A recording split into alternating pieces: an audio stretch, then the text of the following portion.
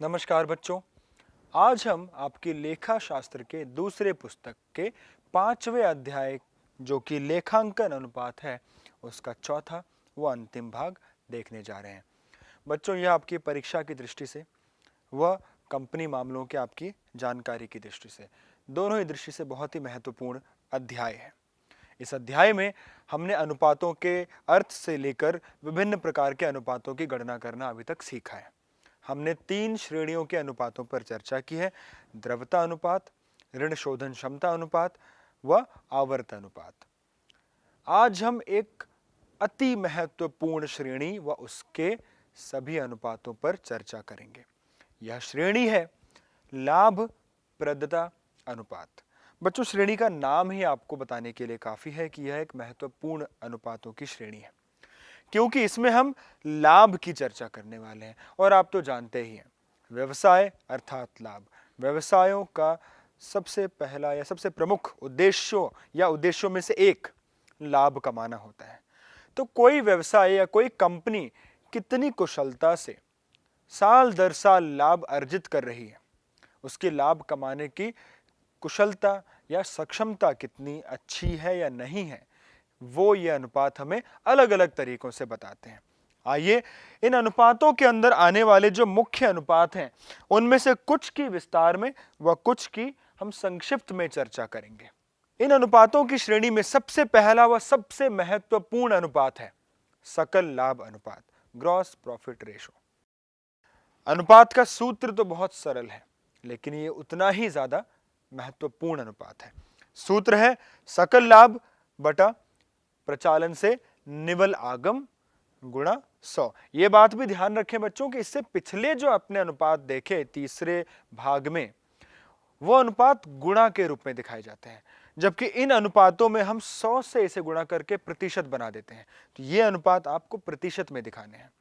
सकल लाभ अनुपात हमें यह दिखाता है कि जो हमारी निवल आगम है, जो हमारी बिक्री है, उसके फलस्वरूप या उसके ऊपर हम कितना लाभ अर्जित कर पा रहे हैं। हम जितना ज्यादा लाभ अर्जित करें उतना ही बेहतर है ना। तो यह अनुपात जितना ज्यादा है उतना ही बेहतर है। निम्न अनुपात प्रतिकूल क्रय व बिक्री नीति को दर्शाएगा। इसलिए जैसा कि मैंने कहा, जितना ज्यादा लाभ, जितना बड़ा अनुपात, उतना ही बेहतर है। इस प्रश्न से इसकी चर्चा करते हैं। बच्चों, प्रचालन से जो आगम प्राप्त हुई है, जो बिक्री हुई है, वो नगद है 25,000 रुपए की, वह उधार है 75,000 रुपए की। जो वस्तुएं हमने क्रय की हैं वो नगद है 15,000 रुपए, उधार है 60,000 रुपए की। आवक ढुलाई जो कि एक प्रत्यक्ष व्यय है 2,000 रुपए का है। वेतन 25,000 रुपए। रहतियों में कमी, यानी आपका प्रारंभिक स्टॉक या रहतियां ज्यादा थी, अंतिम स्टॉक कम है, तो उनमें कमी आई है 10,000 रुपए की। बाह्य वापसी 2,000 रुपए व मजदूरी भुगतान 5,000 रुपए। आइए अब देखते हैं इन मदों की सहायता से हम सकल लाभ अनुपात कैसे ज्ञात करेंगे।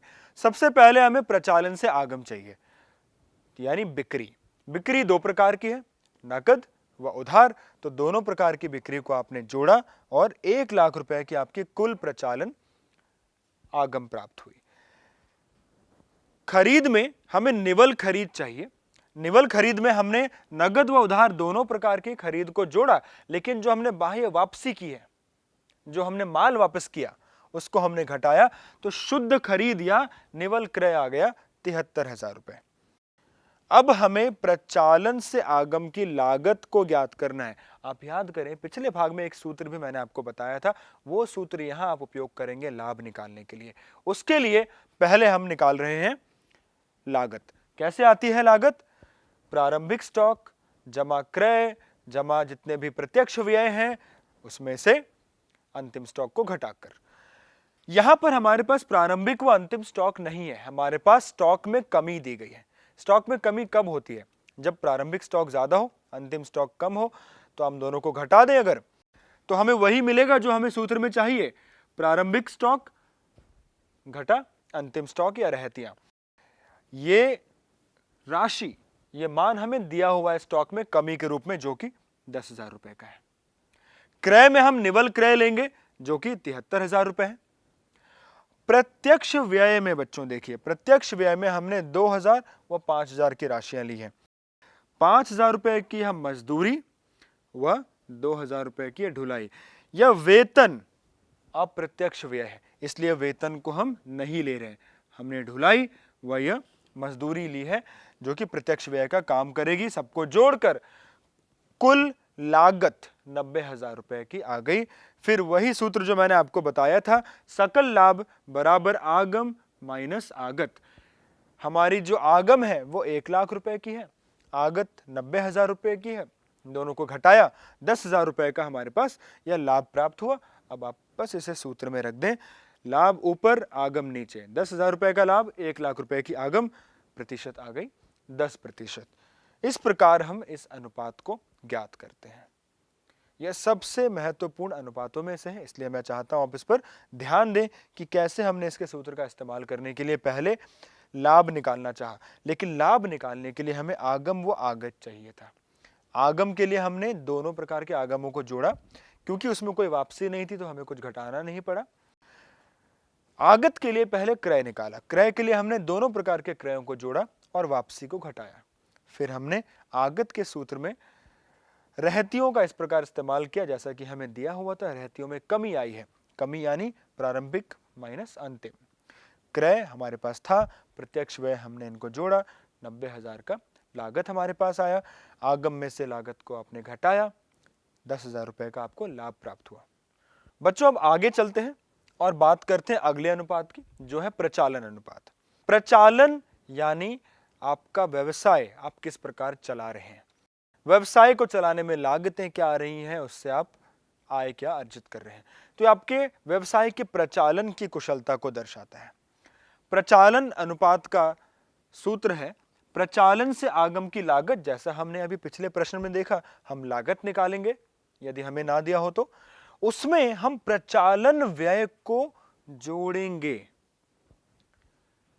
प्रचालन व्यय के अंदर बच्चों हमें अपने व्यवसाय को चलाने में जो आने वाले अप्रत्यक्ष व्यय हैं उनको लेना होता है, जो बार बार होने वाले नियमित अप्रत्यक्ष व्यय हैं, जैसे कार्यालयों के व्यय, प्रशासनिक व्यय, विक्रय में होने वाले व्यय, वितरण में होने वाले व्यय, कर्मचारियों के लिए किए गए व्यय या मूल्यह्रास। इस तरह के सभी व्यय जोड़कर हमारे पास प्रचालन व्यय की राशि आएगी। प्रचालन व्यय अप्रत्यक्ष व्ययों को दर्शाता है जो नियमित रूप से व्यवसाय में होते हैं, जबकि आगम की लागत प्रत्यक्ष व्ययों को लेकर आती है। तो हमने अपने व्यवसाय को चलाने के लिए नियमित रूप से होने वाले सभी व्यय इनको जोड़कर प्राप्त कर लिए। लागत को जोड़ा व प्रचालन व्यय को जोड़ा, इनको भाग दिया आगम से, बिक्री से और फिर 100 से गुणा कर दिया। यह अनुपात किसी व्यवसाय के निष्पादन का विश्लेषण करने में सहायता करता है। निष्पादन अर्थात परफॉर्मेंस, कि एक व्यवसाय अपना कार्य किस प्रकार कर रहा है, उसकी कार्य क्षमता कैसी है। इससे हमें एक कंपनी या फर्म की कार्यकुशलता के बारे में पता लगता है। फिर उसका प्रयोग करके हम अंतर फर्म व अंतरा फर्म तुलनाएं कर सकते हैं, यानी हम अपने फर्म की बीते वर्षों से तुलना कर सकते हैं या हम अपने फर्म की अन्य फर्मों के परफॉर्मेंस या निष्पादन से तुलना कर सकते हैं। निम्न प्रचालन अनुपात एक अच्छा संकेत होता है। निम्न अनुपात का अर्थ होगा कि आपकी जो ऊपर की राशि है, जो कि लागतों की राशि है, वो कम है और आपकी आगम की राशि ज्यादा है, यानी आप कम लागत पर ही ज्यादा आगम कर लेते हैं, तो निम्न अनुपात आपके लिए अच्छा हुआ। इसी से जुड़ा हुआ एक अनुपात है प्रचालन लाभ अनुपात। पिछले अनुपात में बच्चों हमने ऊपर लागत को रखा, इस बार हम ऊपर लाभ को रखेंगे, नीचे वही आगम है। प्रचालन लाभ कैसे प्राप्त होगा? प्रचालन से आगम जो है उसमें से प्रचालन लागतों को घटाकर, प्रचालन आगम में से प्रचालन लागतों को घटाकर। अब इसमें और पिछले अनुपात में एक संबंध है, दोनों अनुपातों का योग हमेशा 100% होता है, इसलिए एक अनुपात को दूसरे अनुपात को 100 में से घटाकर भी प्राप्त किया जा सकता है। इसलिए प्रचालन लाभ अनुपात को 100 में से प्रचालन अनुपात को घटाकर भी प्राप्त किया जा सकता है। आइए एक उदाहरण से अब इन अभी तक के सभी अनुपातों पर चर्चा करें। हमारे पास आगम है 3,40,000 रुपए, आगत या लागत है 1,20,000 रुपए, विक्रय व्यय 80,000, प्रशासनिक व्यय 40,000 है। बच्चों यदि हमें इसे सकल लाभ अनुपात निकालना है तो सकल लाभ अनुपात के लिए हमारे पास आगम तो है, हमें सिर्फ सकल लाभ चाहिए। सकल लाभ कैसे आता है? आगम में से आगतों को घटाकर। तो 340 में से 1 20 घटाए, 2 20 का लाभ, 2 20 ऊपर, आगम यानी 340 नीचे, प्रतिशत में लिखें 64.71% का सकल लाभ अनुपात आया। अब बात करते हैं प्रचालन अनुपातों की। प्रचालन अनुपातों के लिए आपको प्रचालन लागत चाहिए। प्रचालन लागत जो है वो आगम की लागत में प्रचालन व्ययों को जोड़कर आता है। प्रचालन व्ययों की जो सूची हमने पीछे देखी थी, इनमें से जो भी व्यय प्रश्न में होंगे उनको हम जोड़ेंगे। इस प्रश्न में हमारे पास विक्रय व्यय व प्रशासनिक व्यय है, तो हम प्रचालन आगम की लागत में प्रचालन व्ययों को जोड़ेंगे जो कि विक्रय व प्रशासनिक लागत दिए गए हमें इसमें, इनको जोड़कर कुल प्रचालन लागत हमें प्राप्त होगी।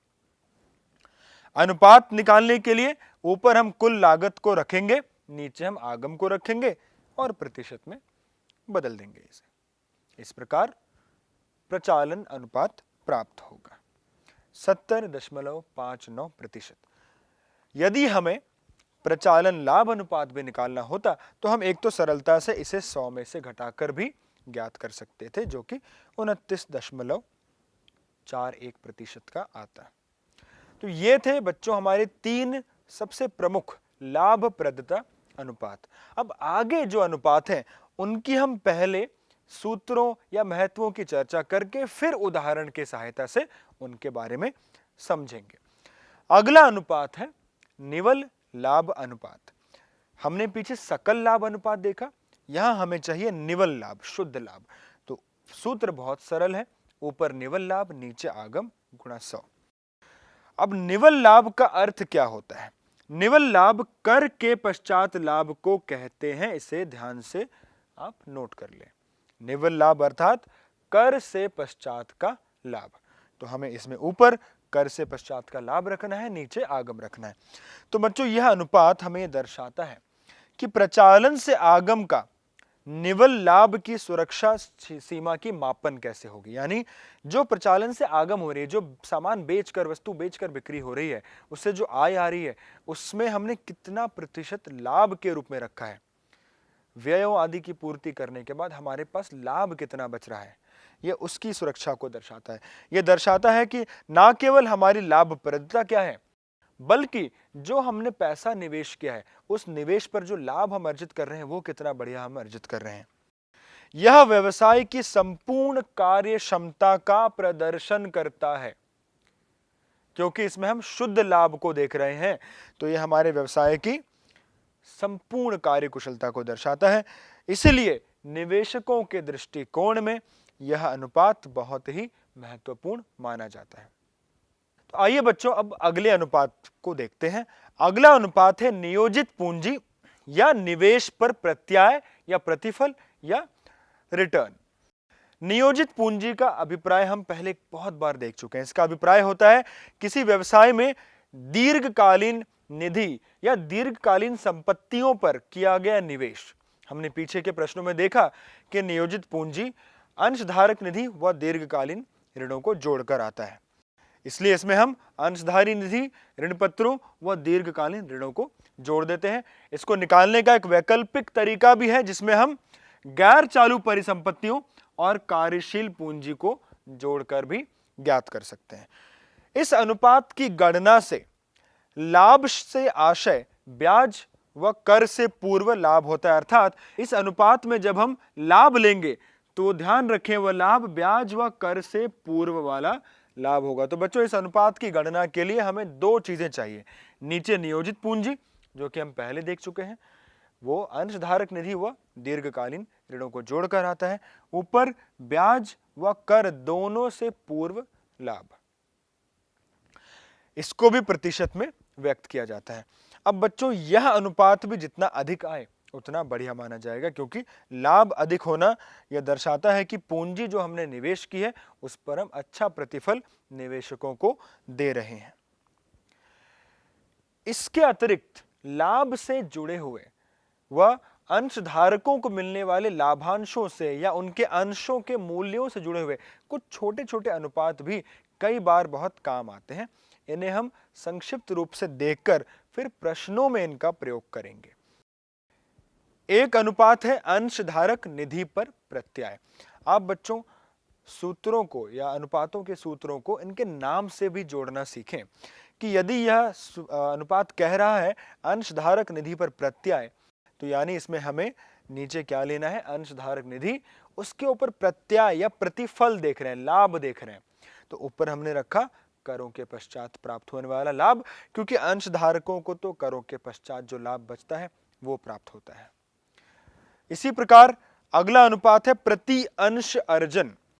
इसमें हमें देखना है कि कंपनी को जो लाभ हुआ उस पर स्वामियों का जब हक है, स्वामियों के अंशों से उसे विभाजित कर दिया जाए तो प्रति अंश कितना लाभ उन्हें प्राप्त होगा। इसके लिए हम अंशधारकों के लिए उपलब्ध लाभ को, जो सभी कर आदि चुकाने के बाद जो लाभ बच जाता है, उस लाभ को समता अंशों की संख्या से भाग देते हैं, तो हमें प्राप्त होता है प्रति अंश अर्जन, अर्निंग पर शेयर।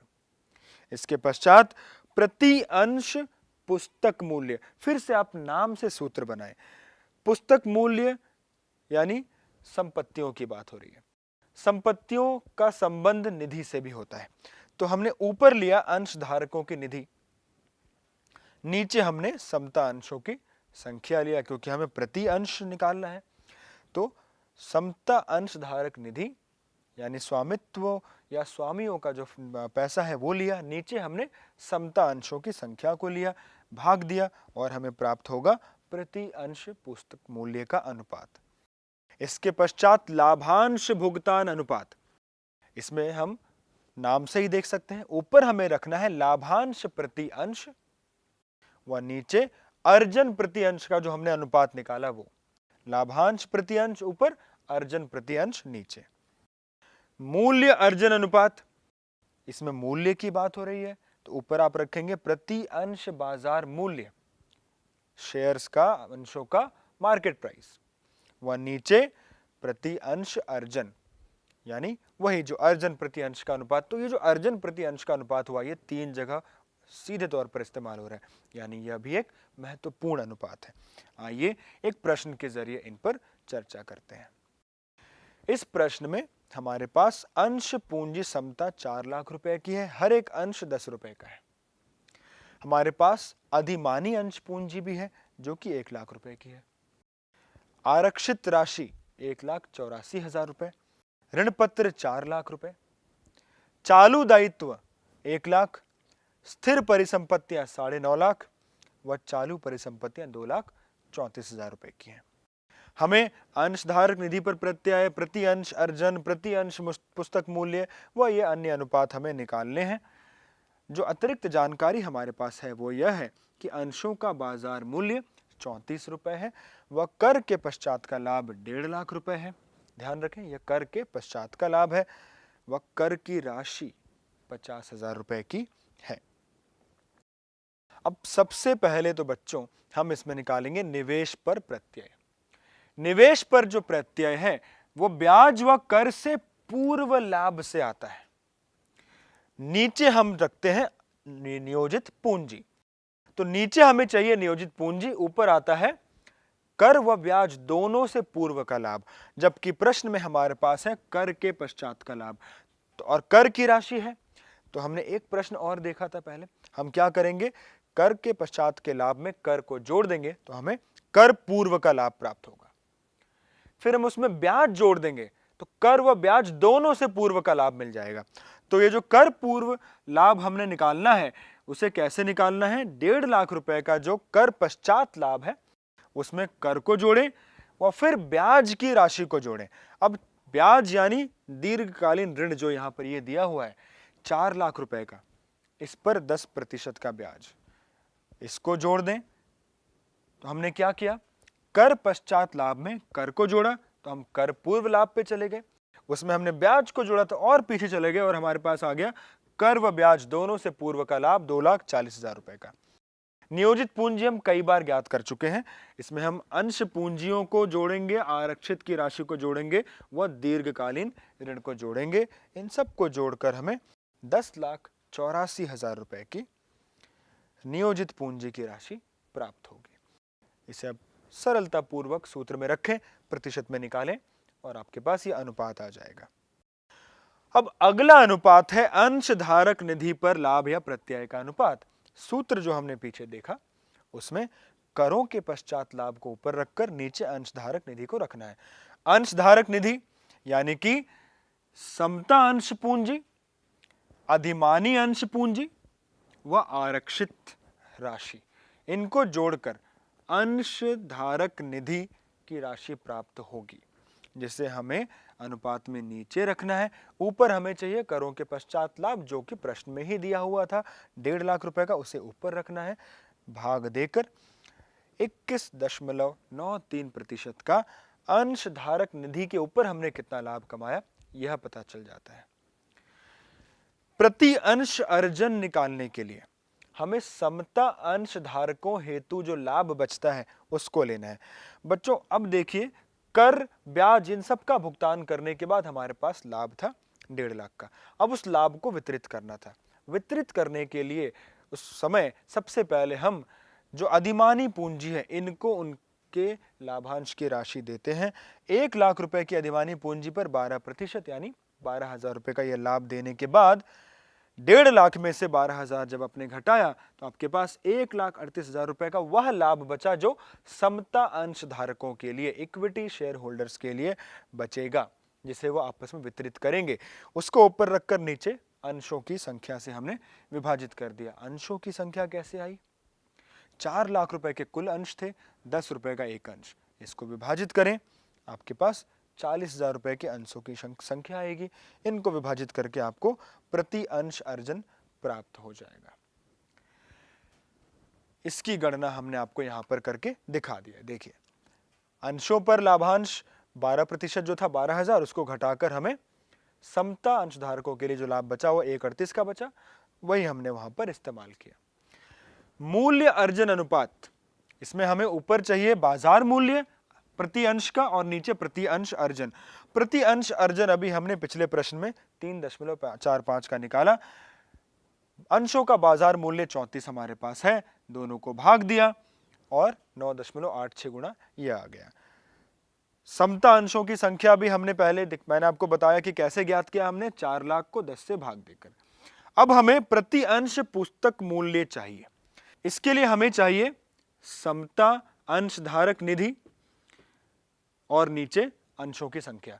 अब बच्चों, समता अंशधारक निधि में क्या होगा, हमें सिर्फ समता अंशधारकों का ध्यान रखना है। पीछे हमने एक बार अंशधारक निधि ज्ञात की थी जो कि 6,84,000 रुपए की थी।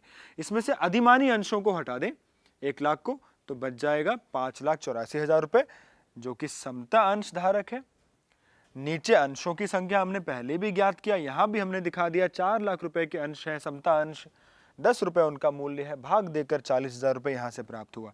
तो समता अंशों की निधि की कुल राशि को अंशों की संख्या से भाग देकर हमें प्रति अंश पुस्तक मूल्य प्राप्त हो जाता है।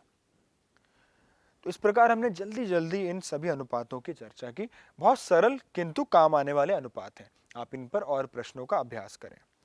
बच्चों, अभी तक हमने आज के इस भाग में लाभप्रदता वाले अनुपातों की चर्चा की, लेकिन क्योंकि यह हमारा इस अध्याय का अंतिम भाग है, हमने अभी तक के सभी भागों में विभिन्न प्रकार के अनुपातों की चर्चा की है। इस अध्याय का अंत हम एक ऐसे प्रश्न से करेंगे जिसमें हमारे पास मिश्रित अनुपातों को ज्ञात करना होगा। आइए एक प्रश्न देखते हैं जहां पर हमें अलग अलग प्रकार के 5 अनुपात ज्ञात करने हैं जो कि श्रेणी के अनुसार नहीं है। सबसे पहले हम ज्ञात करते हैं चालू अनुपात। चालू अनुपात के लिए बच्चों हमें चाहिए चालू परिसंपत्तियां और चालू दायित्व। चालू परिसंपत्तियां हमें यहां पर दी गई हैं जो कि 1,60,000 रुपए की है। चालू दायित्व भी हमें यहां पर दिया गया है जो कि 1 लाख रुपए का है। अब सीधा इसे यहां पर डालें। इस प्रश्न का हमारा उद्देश्य है कि आप एक बार सभी प्रकार के अनुपातों की एक झलक वापस देख लें। तो यह चालू अनुपात था जो कि आपने पहले भाग में देखा। दूसरा अनुपात हमें चाहिए तरलता अनुपात। बच्चों, तरलता अनुपात के लिए हमें तरल परिसंपत्तियां चाहिए। तरल परिसंपत्तियां हम कैसे ज्ञात करते हैं? चालू परिसंपत्तियों में से रहतियों को घटाते हैं। रहतियां 1 लाख की दी गई हैं, उनको घटाकर हमें 60,000 रुपए की चालू परिसंपत्तियां प्राप्त हुई, सूत्र में रखा और तरलता अनुपात भी प्राप्त हो गया। अगला अनुपात है ऋण समता अनुपात, जो कि दीर्घकालिक ऋण और अंशधारक निधि को लेकर आता है। दीर्घकालिक ऋण बच्चों हमारे पास ये ऋण पत्र है जो कि 3 लाख रुपए का है। अंशधारक निधि हमारे पास 4 लाख रुपए की है। तो सूत्र में रखा और आ गया ऋण समता अनुपात। ब्याज व कर से पूर्व निवल लाभ निकाल रहे हैं हम, क्योंकि हमें चाहिए ब्याज प्राप्ति अनुपात। ब्याज प्राप्ति अनुपात के लिए हमें चाहिए ब्याज व कर से पूर्व का लाभ। हमें जो यहां लाभ दिया गया है वो कर से पहले का लाभ है। हमें इसमें ब्याज को जोड़कर ब्याज से पहले पहुंचना है। अब ब्याज 3 लाख के ऋण पत्रों पर 13% का लगेगा, तो 3 लाख का 13% यानी 39,000 रुपए आप कर से पूर्व के लाभ में जोड़ें, आपके पास कर व ब्याज दोनों से पूर्व का लाभ 3,90,000 आ जाएगा। सूत्र में ऊपर रखा, ब्याज को नीचे रखा, 10 गुणा, यह लाभ अनुपात भी प्राप्त हो गया। आखिरी अनुपात है रहतिया आवर्त अनुपात। इसमें आप ऊपर आगम की लागत को रखते हैं व नीचे औसत रहतियों को रखते हैं। बच्चों आगम की लागत भी हमें 5 लाख दी गई है, रहतियां जो हमें दी गई हम उन्हें ही औसत रहतियां मान लेंगे, क्योंकि हमारे पास प्रारंभिक व अंतिम की राशि तो है नहीं, तो हम इसे ही औसत मानेंगे। ऐसा आपको भी करना है। तो 1 लाख रुपए का औसत अनुपात, 5 लाख रुपए का आगम की लागत, कुल 5 गुणा हमारा यह अनुपात आ गया। तो बच्चों इस प्रकार के और प्रश्न आपको भी अभ्यास करने हैं, जहां पर आप श्रेणी को भूलकर अनुपात पर ध्यान दें और मिश्रित अनुपातों का अभ्यास करें, ताकि आप हर प्रकार के अनुपात की गणना करने में सक्षम हो जाएं। श्रेणियों का भी ज्ञान होना जरूरी है, अनुपातों का महत्व पता होना भी जरूरी है, लेकिन एक यह कुशलता भी जरूरी है कि आपसे कोई भी अनुपात कभी भी पूछा जाए या एक प्रश्न में 2-3 अलग तरह के अनुपात पूछे जाएं तो आप वह भी निकाल सकें। यह अध्याय काफी हद तक सूत्रों का खेल है। जैसा कि मैंने आपको पहले भी बताया पिछले भाग में, सूत्रों को लिखें, बार बार उनसे प्रश्नों का अभ्यास करें व जितना हो सके इन अनुपातों को समझकर करने की कोशिश करें। हमारी तरफ से की गई ये कोशिश इन चारों भागों में मैं आशा करता हूं आपको अच्छी लगी होगी। अभी तक के चारों भागों में यह अध्याय में जो भी हमने बताया, मैं आशा करता हूं आपको वो समझ भी आया होगा। आज के इस भाग व इस अध्याय में इतना ही। धन्यवाद।